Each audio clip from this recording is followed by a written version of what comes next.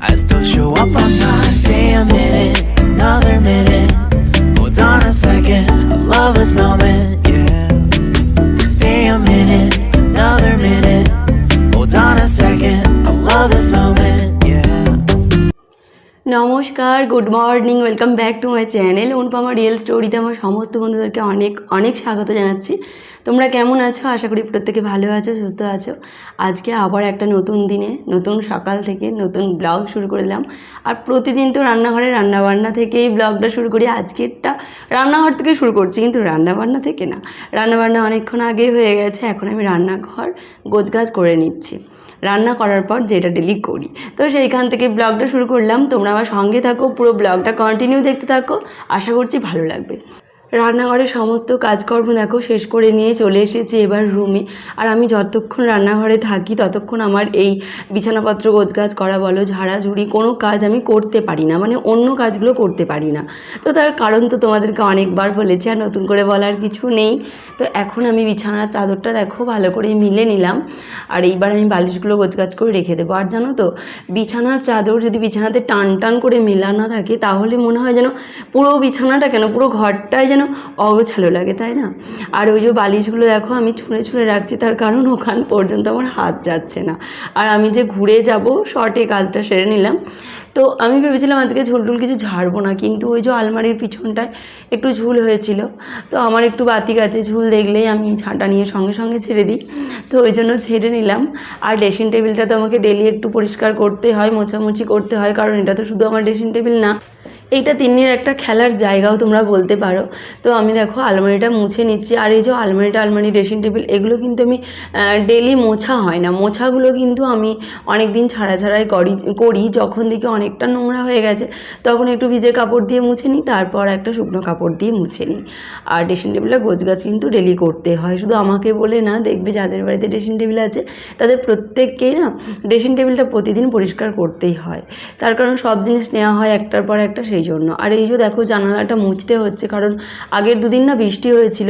তো আমার যেহেতু জানালাতে টবেতে গাছ লাগানো আছে, তো ওই বৃষ্টির জল এসে টবেতে পড়েছে, তো সেই ঝাপটাতে না গোটা এই জানালার মানে পাল্লাগুলো কি হয়েছে বলো তো, ওই মাটি ছিটকে ছিটকে এসে লেগেছে।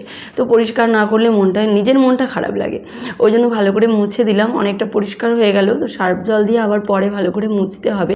আর গাছগুলোকে তোমরা একটু ঝিমোনা দেখতে পাচ্ছ, তার কারণ কি বলো তো, এই দুদিন হলো আমি গাছগুলো আবার কাটিং করেছি, কাটিং করে আবার নতুন করে লাগিয়েছি। তো দুদিনের মধ্যে কি আর গাছগুলো সতেজ হয়ে যাবে? তো 2-4 দিনের মধ্যে কিন্তু হয়ে যাবে সতেজ। তো এই সবে দুদিন হয়েছে, ওই জন্য একটু ঝিমিয়ে আছে। তো ওইদিকে জানালাটা ঝেড়ে নিয়ে দেখো আমি এখানে আবার একটা রুমে চলে এলাম বেড ফেড গোছানোর জন্য। আর তিন্নি কিন্তু আমার সঙ্গে আছে, ও যেহেতু জামা পরে নেই, আর প্রচণ্ড গরম বলো, বাচ্চা মানুষ এখন জামা খুলে থাকতে পারবে, ওই জন্য আমি জামা পরাইনি, ওই জন্য ক্যামেরার সামনেও সবসময় আনতে পারছি না। আর এই দেখো শোকেসটা আমি পরিষ্কার করে নিচ্ছি। এগুলো না কি বলো তো, আয়নাটা পরিষ্কার করার জন্য আমি শোকেসটা পরিষ্কার করে নিলাম। আয়নাটা না অনেক দিন ধরেই নোংরা হয়ে গেছে, বাচ্চারা তো নোংরা হাতে হাত দেয়, তাছাড়াও ধুলো পড়ে, ওই জন্য পুরো শোকেসটাই মুছে নিলাম। এবার দেখো পাশের রুমে চলে এলাম, এটাও আমাদের একটা রুম। আর এবারে এই রুমের বিছানাপত্র ঝেড়ে নেব। দেখো বন্ধুরা, আমি না সবার ব্লগ দেখি, সবার কি সুন্দর বাড়ি ঘর, বাড়িতে কত দামি দামি ফার্নিচার, তারপর বাড়িগুলো কত সুন্দর করে ডেকোরেট করা আছে। তো আমার বাড়িতে তো সেই সব কিচ্ছু নেই। মধ্যবিত্ত ফ্যামিলির বাড়িতে যতটুকু থাকার দরকার ঠিক ততটুকুই আমার বাড়িতে আছে। আর এগুলোকেই যত্ন করে ঝেড়ে মুছে রাখার চেষ্টা করি। আমি জানি তাদের ব্লগগুলো দেখতেও বেশ ভালো লাগে, আমারও ভালো লাগে, কারণ দামি দামি ফার্নিচার, বাড়িগুলো খুব সুন্দর করে ডেকোরেট করা আছে, তাদের ব্লগ তো এমনিই দেখতে ভালো লাগবে, ক্যামেরাতে কত সুন্দর লাগবে। আর আমাদের না আছে দামি ফার্নিচার, না আছে বাড়ির রুম ডেকোরেট করা। এই যে দেখো না, আমাদের বাড়ির কাজ বলছি, দেয়াল আলমারিগুলো 3 বছর ধরে পড়েছিল, এই এতদিনে কমপ্লিট হলো। তাহলে আমাদের তো এইগুলো দেখে কে আর ব্লগ দেখতে আসবে? সামান্য দুটো দেয়াল আলমারি, তাও কতদিন সময় লেগে গেল বানানোর জন্য। তো যাই হোক, এগুলো নিয়ে আমি ভীষণ খুশি, আর এগুলোকে সবসময় যত্ন করে রাখার চেষ্টা করি, কারণ এইগুলো বানানোর জন্য আমাদের মতো মধ্যবিত্ত ফ্যামিলিতে অনেকটাই অর্থ ব্যয় করতে হয়েছে, তারপরেই কিন্তু এইগুলো হয়েছে। যেগুলো আমরা সব দামি দামি মানুষের ব্লগ দেখি, সেগুলোতে তো কোনো ব্যাপারই না। যাই হোক, দেখো আমি আমার রুমটা আমার মনের মতো করে সাজিয়ে রেখেছি, আর ততটুকুই তোমাদের সাথে শেয়ার করছি, আশা করছি ভালো লাগবে। আর জানো তো, বাচ্চাদের বাড়িতে একটা জিনিস কী হয় বলো তো, এই যে দেওয়ালেতে না বিভিন্ন রকমের আঁকি বুকি দাগ এগুলো কাটতেই থাকে। তখন শিয়া ছোটো ছিল, শিয়াও কাটতো।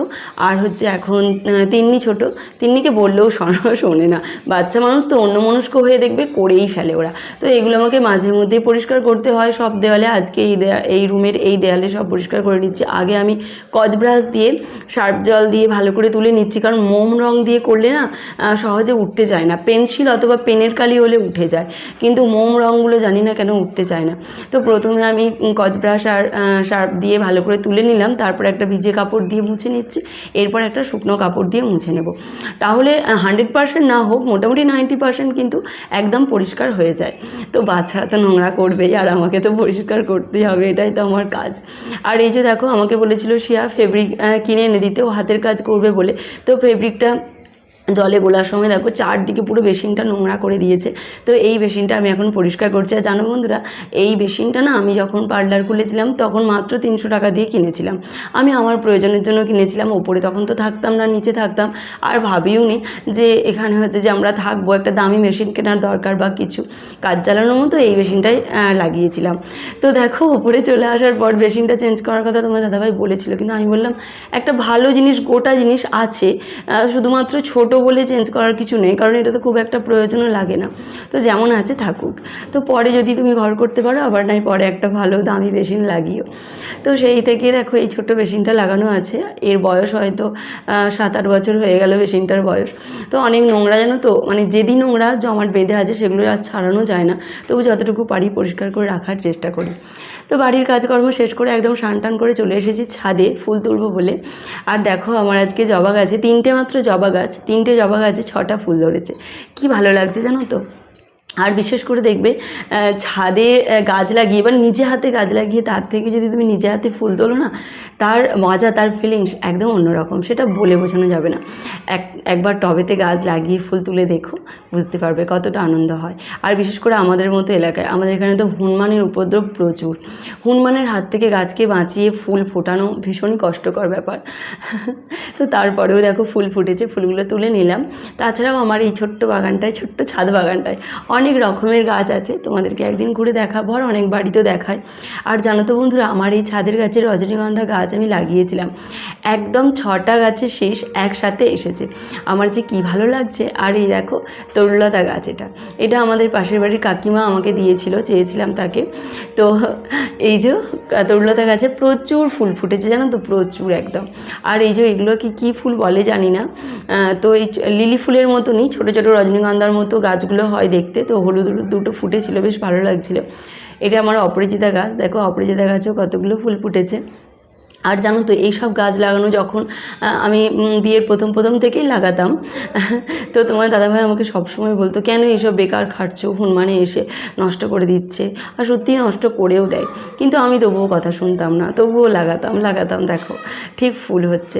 তো পরিশ্রম করলে কিন্তু ফল পাওয়া যায়, তাই না? তো বারবার কিন্তু নিষেধ করার পরেও দেখো আমি এই গাছগুলো লাগিয়েছি। আর গাছ থেকে তো ফুল প্রতিদিন আমার মোটামুটি 1 ঝুড়ি করে ফুল হয়েই যাচ্ছে। তো দেখো এইগুলো আবার এক ধরনের নটামণি ফুল, জানো তো, দু ধরনের আছে, একটা লাল আছে, একটা সাদা আছে, আর একটা এরকম ঠিকরে টাইপের আছে। তো দেখো এই ফুলটার ভিতরে একটা পোকা না পিঁপড়ে কি জানি না বসে বসে মধু খাচ্ছে, কাছ থেকে তোমাদেরকে দেখালাম। আর এই যে লেবু গাছটা, লেবু গাছের গোড়াতে একটা হয়েছে ওরকম লাল লাল নটামণি না অফিস টাইম ফুল বলে ওগুলোকে, তোমরা কি কেমন বলো জানি না। তো আমার এখানে 3টে কালার আছে, একটা সাদা, আর একটা পিঙ্ক কালার, আর হচ্ছে লাল কালার। আর আমি ছাদে এসেছিলাম ফুল তোলার জন্য, তারপরে জামা কাপড়গুলোও নিয়ে এসেছিলাম, যেহেতু স্নান করেছি, স্নান করার পর আমার প্রচুর জামা কাপড় থাকে ধোয়ার মতো, সেগুলো নিয়ে এসেছিলাম, সেইগুলো এখন মেলে দেবো। তারপর ফুল নিয়ে চলে যাব আমি নিচে গিয়ে ঠাকুরের পুজো করব, তবে আমার শান্তি। তারপর একটু ফ্যানের হাতে বসবো। সকাল থেকে এত ছোটাধরা করে কাজকর্মগুলো করি যে স্নান টান করে একটু ফ্যানের হাতে না বসলে না শরীরটা যেন স্বস্তি পায় না। আর স্নান করার পর তো কী আর বলবো, এত প্রচণ্ড গরম লাগে। তো দেখো আমার এই ফুলের ঝুড়িটাতে বেশ অনেকগুলো ফুলই কিন্তু আমি পেয়েছি।